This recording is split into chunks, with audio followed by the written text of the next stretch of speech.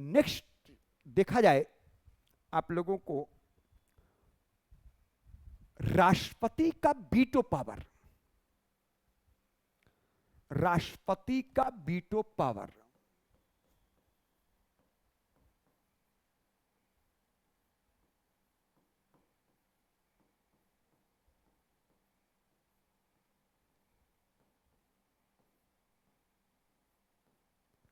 राष्ट्रपति का veto power,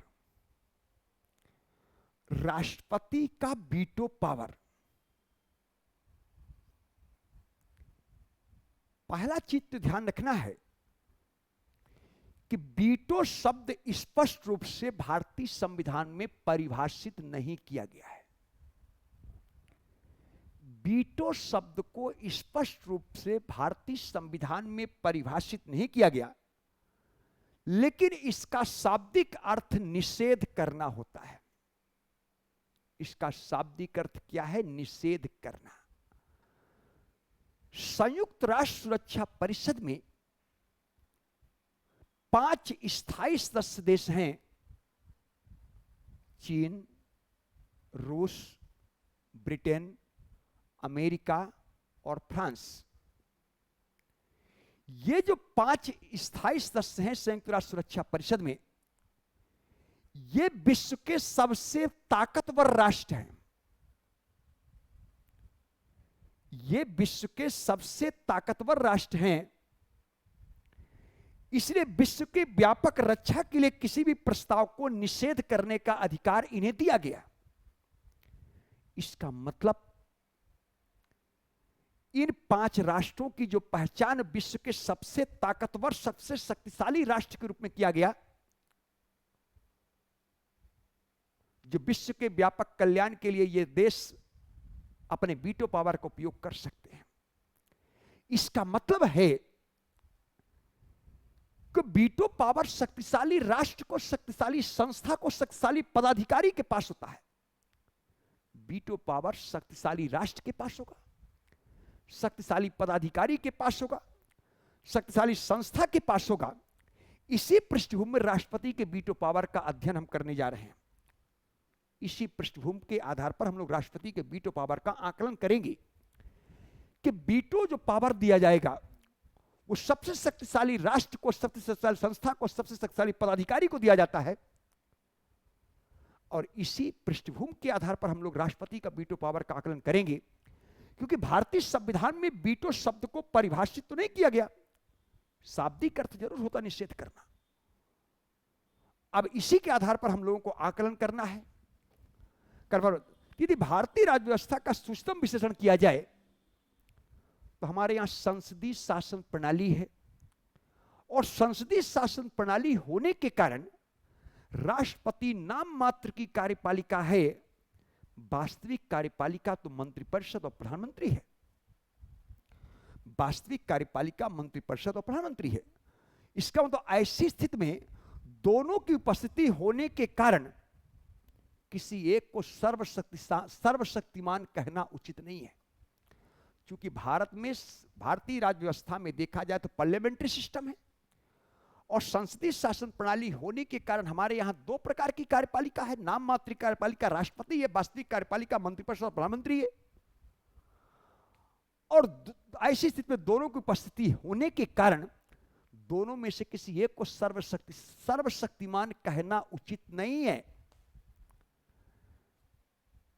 इसका मतलब यह हुआ कि वीटो पावर प्रत्यक्ष रूप से ना तो राष्ट्रपति के पास है और ना ही मंत्रिपरिषद एवं प्रधानमंत्री के पास है। प्रत्यक्ष रूप में किसी के पास नहीं है। वीटो पावर प्रत्यक्ष रूप से ना तो हमारे यहां प्रधानमंत्री के पास, मंत्रिपरिषद प्रधानमंत्री के पास है, ना ही राष्ट्रपति के पास है, क्योंकि सिस्टम पार्लियामेंट्री है। नाम मात्र कार्यपालिका राष्ट्रपति, वास्तविक कार्यपालिका मंत्रिपरिषद प्रधानमंत्री है, दोनों की उपस्थिति है हमारे यहां। तो दोनों की उपस्थिति होने का किसी एक को सर्वशक्तिमान कहना कैसे उचित है? इसका मतलब यही कहता है कि वीटो पावर ना तो राष्ट्रपति के पास है और ना ही मंत्रिपरिषद एवं प्रधानमंत्री के पास है, प्रत्यक्ष रूप में किसी के पास नहीं है। तो फिर आप कह सकते हैं कि वीटो पावर तो राष्ट्रपति के पास होता है, राष्ट्रपति वीटो पावर को उपयोग करता है। तो ध्यान रखेंगे, प्रत्यक्ष रूप से राष्ट्रपति के पास वीटो पावर नहीं है, न प्रत्यक्ष रूप से मंत्रिपरिषद प्रधानमंत्री के पास है। इसके बावजूद भी भारत में संविधान की सर्वोच्चता का सिद्धांत है और संविधान का प्रधान राष्ट्रपति है। भारत में विधि का शासन है, भारत में विधि का शासन है और सर्वोच्च विधि भारत का संविधान है और संविधान का प्रधान राष्ट्रपति है। भारत में पार्लियामेंट्री सिस्टम है, पार्लियामेंट्री सिस्टम होने के कारण संसद की सर्वोच्चता का सिद्धांत है और संसद का अभिन्न अंग प्रधान राष्ट्रपति है। भारत एक राष्ट्र है, उस राष्ट्र का राष्ट्राध्यक्ष भारत के राष्ट्रपति है। भारत की राजनीतिक प्रकृति गणराज्य है, गणराज्य का प्रधान राष्ट्रपति है। इस कारण संसद का प्रधान राष्ट्रपति, गणराज्य का प्रधान राष्ट्रपति, राष्ट्राध्यक्ष राष्ट्रपति, संविधान का प्रधान राष्ट्रपति, इसलिए हमारे संविधान में राष्ट्रपति का सहमति को अनिवार्य बनाया गया।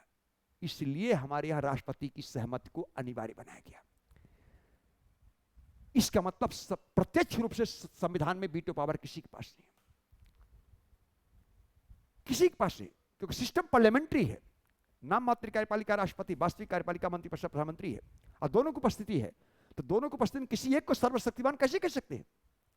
इसका मतलब प्रत्यक्ष रूप में ना तो राष्ट्रपति के पास है वीटो पावर, ना ही मंत्रिपरिषद प्रधानमंत्री के पास।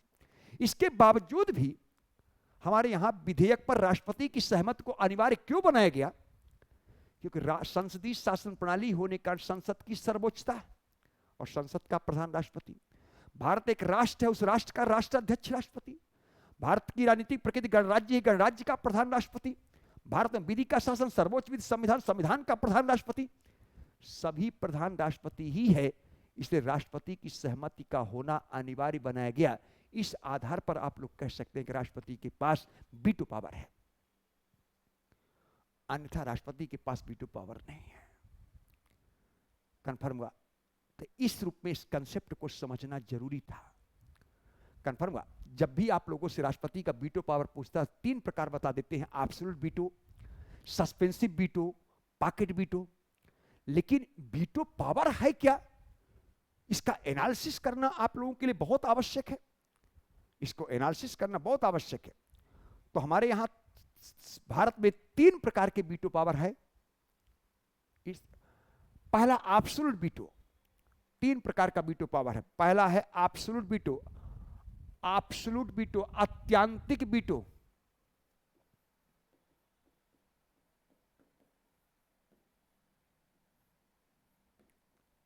अत्यांतिक वीटो, एब्सोल्यूट वीटो, एब्सोल्यूट वीटो।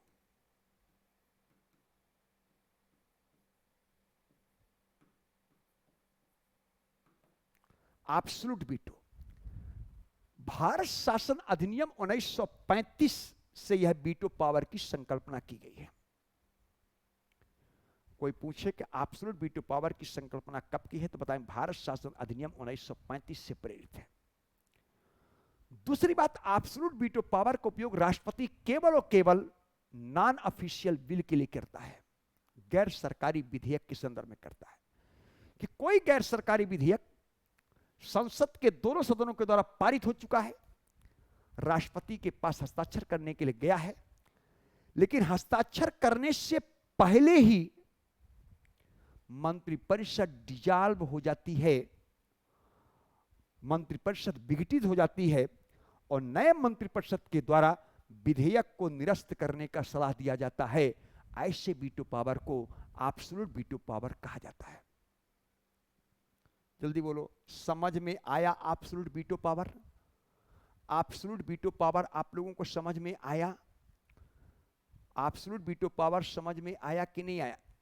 ये 1935 के भारत शासन अधिनियम से प्रेरित है और इसका उपयोग नॉन ऑफिशियल बिल, गैर सरकारी विधेयक के संदर्भ में किया जाता है।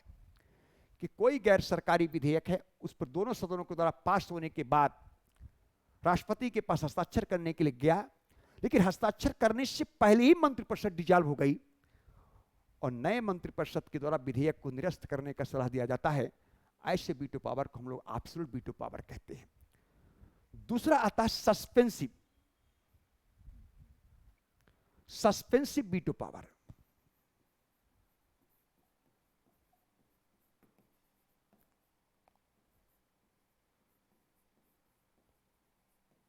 सस्पेंसिव वीटो पावर, दूसरा है सस्पेंसिव वीटो पावर। यह व्यवस्था फ्रांस में प्रचलित है। सस्पेंसिव वीटो पावर फ्रांस में प्रचलित है और सबसे अधिक उपयोग इसी वीटो पावर का होता है। साधारण विधेयक के संदर्भ में राष्ट्रपति एक बार पुनर्विचार करने के लिए वापस भेज सकता है। संघ के साधारण विधेयक को राष्ट्रपति एक बार पुनर्विचार करने के लिए वापस भेज सकता है।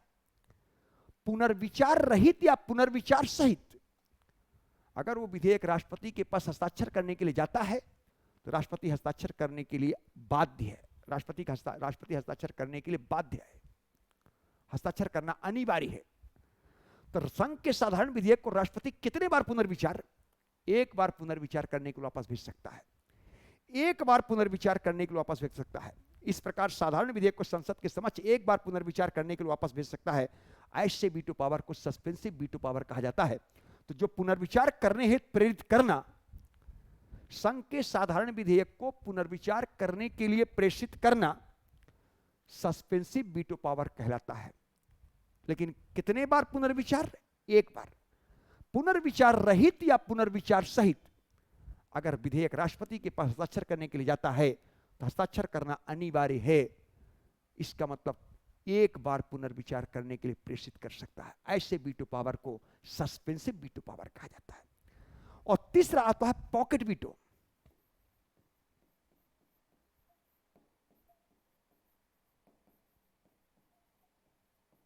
पॉकेट वीटो, पॉकेट वीटो, इसको हम लोग जेबी वीटो भी कहते हैं, जेबी वीटो कहते हैं। अब इसका मतलब यह नहीं कि राष्ट्रपति पॉकेट में डाला हुआ है, यह राष्ट्रपति अपने जेब में डालकर चल रहा है, इसका यह मीनिंग नहीं होता है। विधेयक के संदर्भ में राष्ट्रपति की प्रतिक्रिया तीन ही है। स्वीकृत करता है तो विधेयक कानून बन जाता है, अस्वीकृत करता है तो विधेयक कानून नहीं बनता, या पुनर्विचार करने के लिए वापस भेज सकता है। तो विधेयक के संदर्भ में राष्ट्रपति की प्रतिक्रिया तीन ही है: स्वीकृत, अस्वीकृत और पुनर्विचार। इन तीनों में से कोई प्रतिक्रिया व्यक्त न करना पॉकेट वीटो कहलाता है। राष्ट्रपति इन तीनों में से कोई प्रतिक्रिया व्यक्त नहीं किया। राष्ट्रपति की प्रतिक्रिया विधेयक के संदर्भ में तीन मैंने आपको बताया: स्वीकृत, अस्वीकृत और पुनर्विचार। स्वीकृत करेगा तो कानून बनेगा, अस्वीकृत करेगा तो कानून नहीं बनेगा, पुनर्विचार करने के लिए वापस भेज सकता है।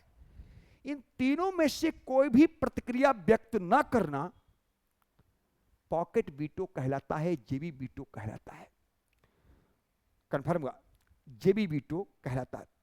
तो राष्ट्रपति किसी विधेयक पर कोई प्रतिक्रिया व्यक्त नहीं किया तो उसके कार्यकाल तक उस पर दबाव नहीं बनाया जा सकता है।